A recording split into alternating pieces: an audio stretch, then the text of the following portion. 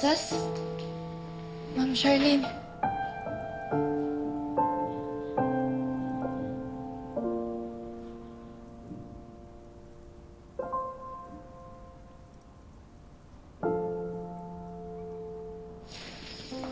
I'm glad to see you.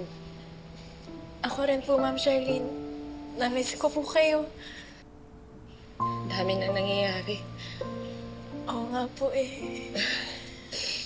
Ano ba itong sasabihin mo sa akin tungkol kay Divina? Nalaman po namin na may kasabwat si Libby dun sa kidnapping prank niya. Tingin po namin yung kasabwat niyang yun ang nagsulsul din po sa kanya para magawa niya yung mga nagawa niya. Pati na rin po yung panunuhol dun sa polis na nag-utos kay Kuya Pusoy na ituro ako as mastermind ng kidnapping. Sinong kasabwat? Si Ma'am Jenny po.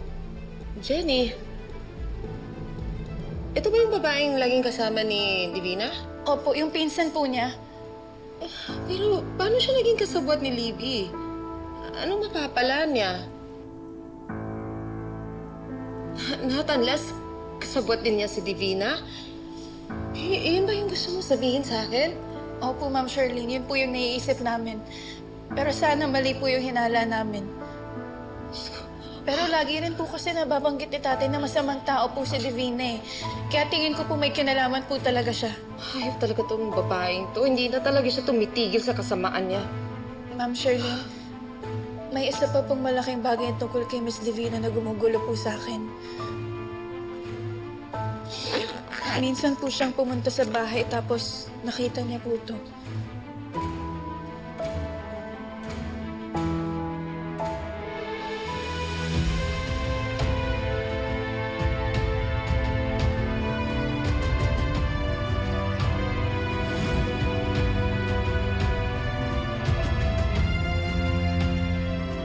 Gusto mo ba basahan kita ng story? Saglit lang ha. Ito.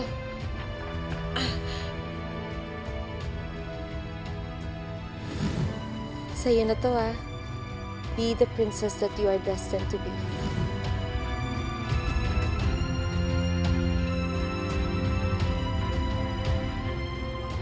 Ano mo nakuha to?